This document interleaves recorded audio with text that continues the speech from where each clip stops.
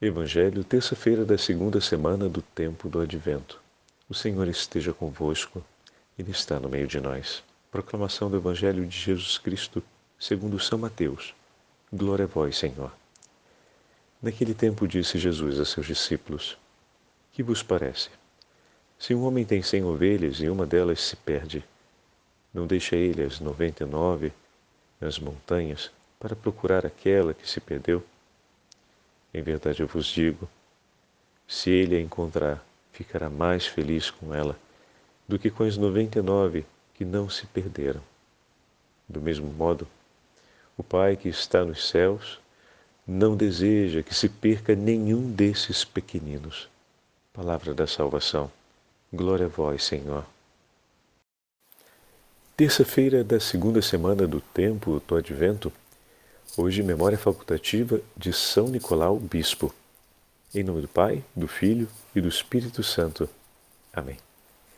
Queridos irmãos e irmãs, a Santa Liturgia hoje nos entrega o 18º capítulo do Evangelho de São Mateus.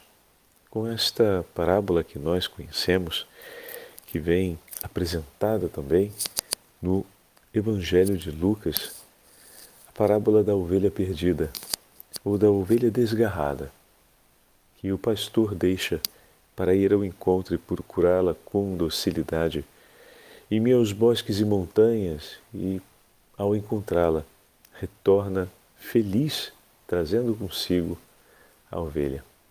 Bom, já tivemos a oportunidade, em uma das nossas meditações, de recordar o significado da imagem parabólica, né?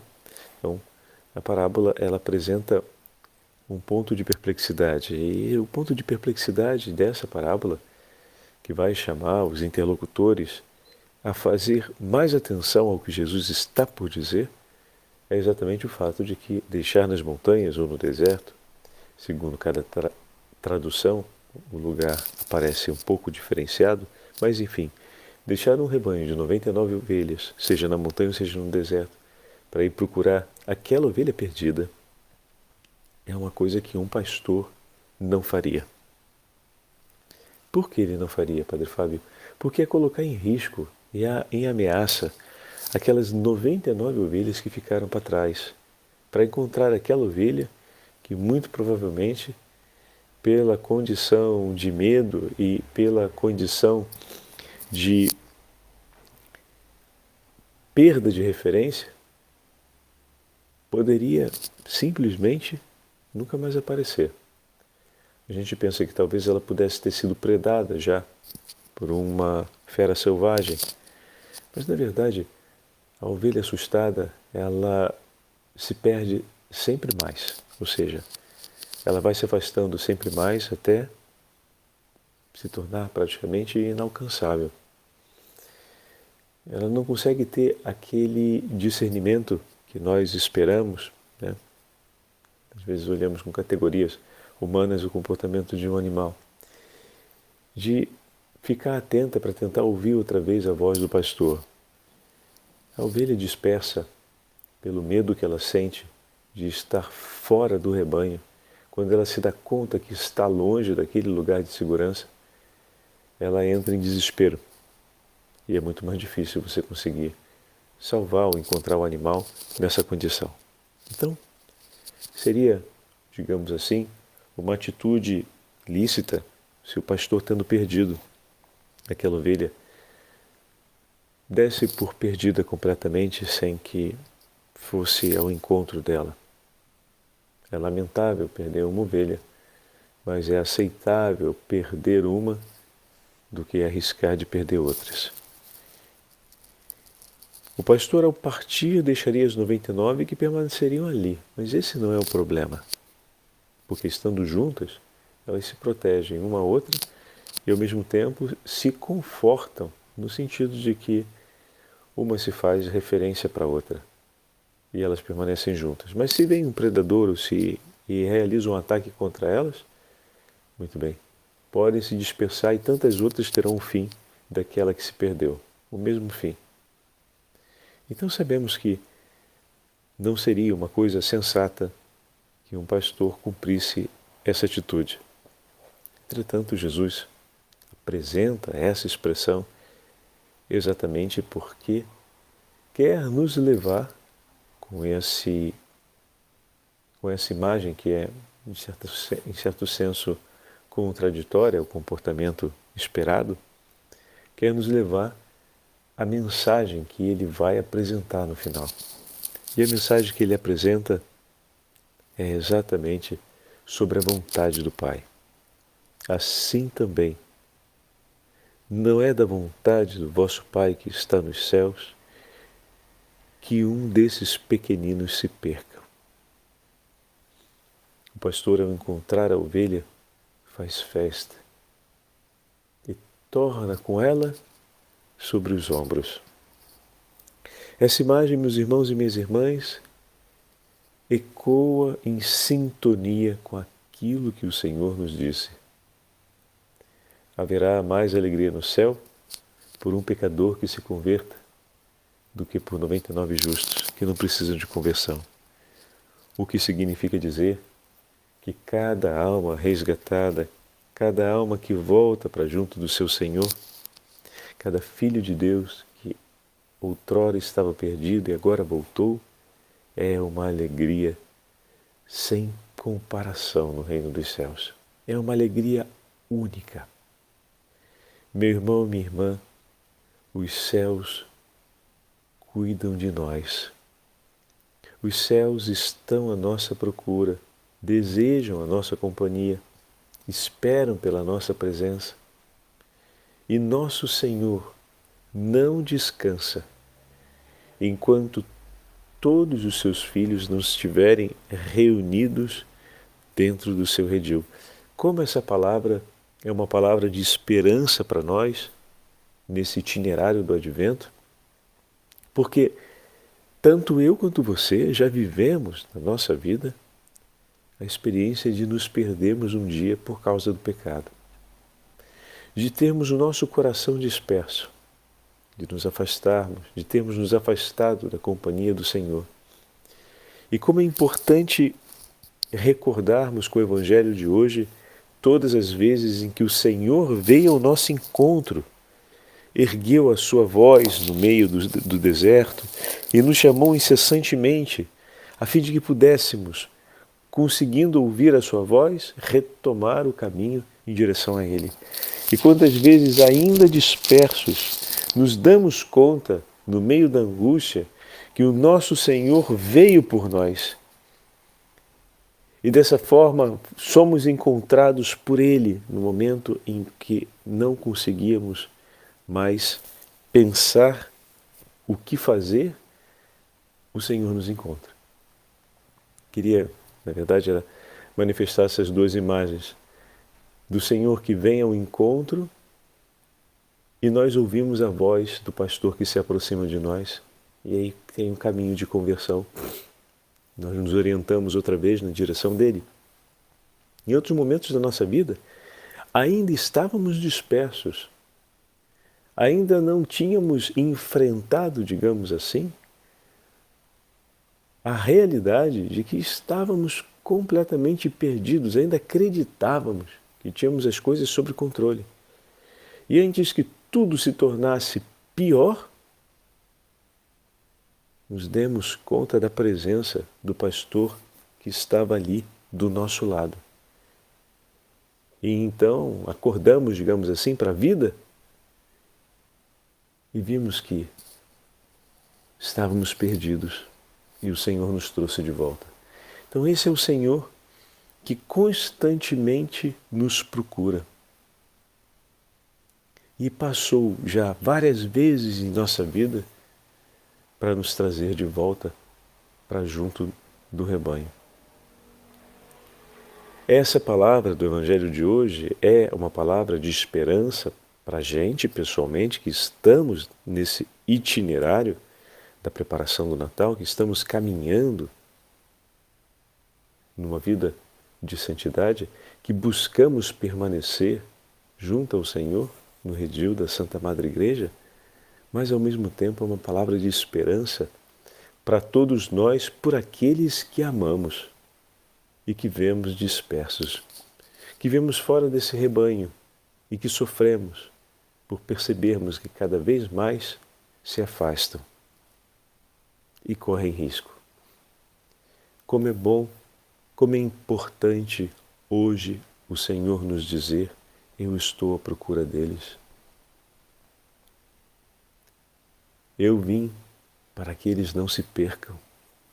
Eu partirei ao encontro deles e não descansarei enquanto eles não estiverem juntos conosco. Como essa palavra é uma consolação para o coração de tantos pais e mães que rezam incessantemente pela conversão de seus filhos.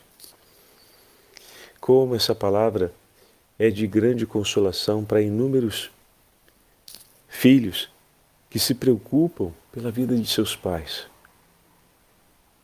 por amigos e colegas que viram os companheiros de infância ou outros de sua própria casa se afastarem de Deus, de um modo que nem mesmo a voz dos familiares é ouvida.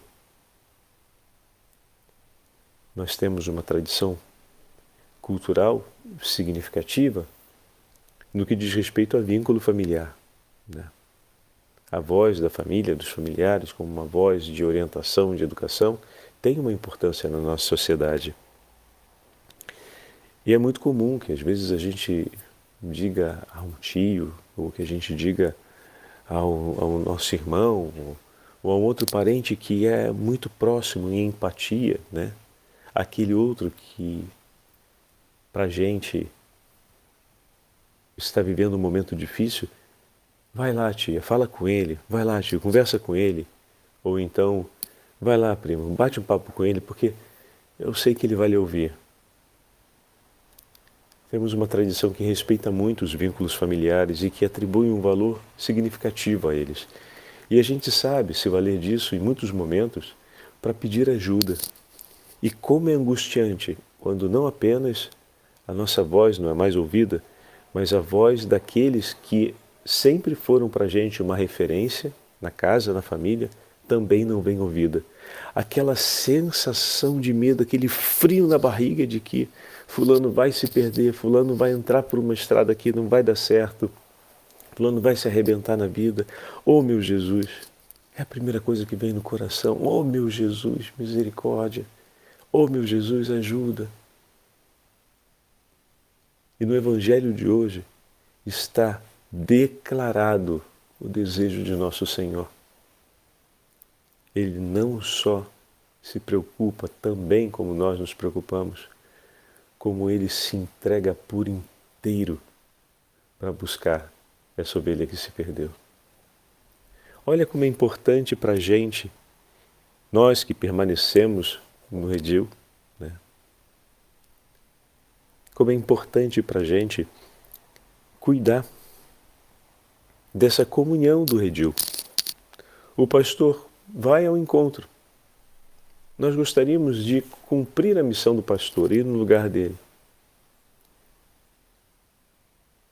Mas o pastor, que é mais hábil que nós, vai ao encontro.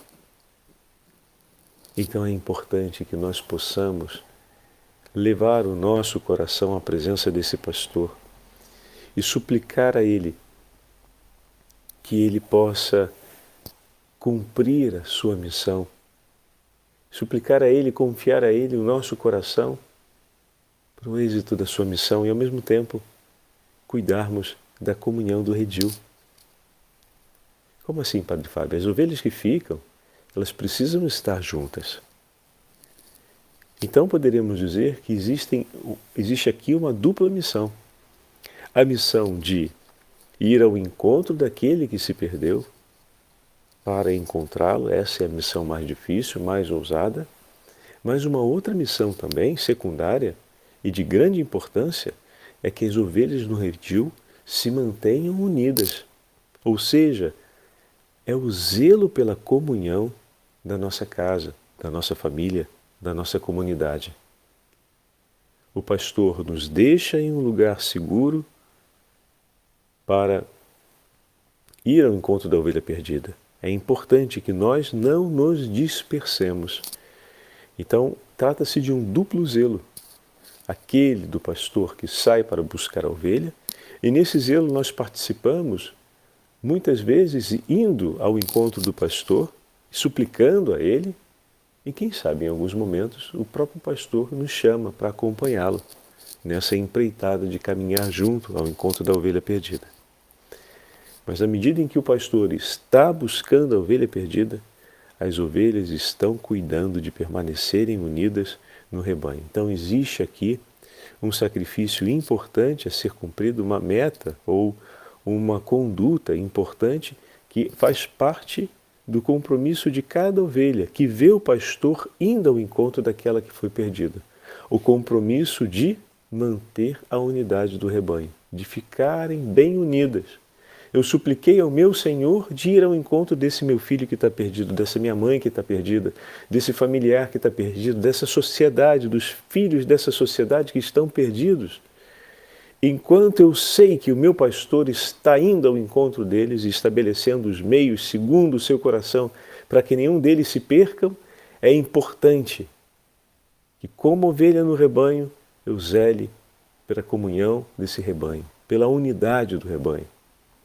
Não ficamos de maneira passiva, deixando a vida acontecer, mas pelo zelo, pelo amor que sentimos, pela ovelha que se perdeu, pelo zelo e pelo amor que sentimos, pelo nosso Senhor, pelo bom pastor, pelo apelo que fizemos a Ele de buscar a ovelha perdida, é nosso compromisso e dever cuidar da unidade do rebanho.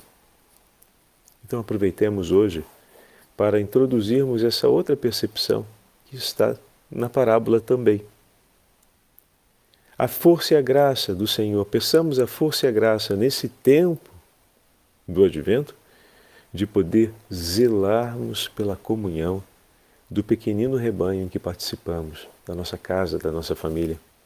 Zelarmos através da oração, do cuidado mútuo, da amabilidade, zelarmos através de uma entrega de vida feita com amor e docilidade. Hoje a Igreja celebra a memória de São Nicolau, muito amado pelos cristãos dos primeiros séculos. São Nicolau nasceu na Ásia Menor, no ano de 275. Seus pais eram pessoas de grandes posses, mas apesar de ser de uma família nobre, São Nicolau dedicou-se sempre ao caminho de humildade e pobreza. Homem de grande oração. Era um período em que a Igreja ainda vivia as perseguições. E na diocese de Mira, que hoje fica na Turquia, ele foi ordenado sacerdote e se dedicou, durante o tempo das perseguições, a evangelizar aqueles que ainda não conheciam a fé cristã. E dessa forma conquistou inúmeras conversões e batizou milhares de pessoas.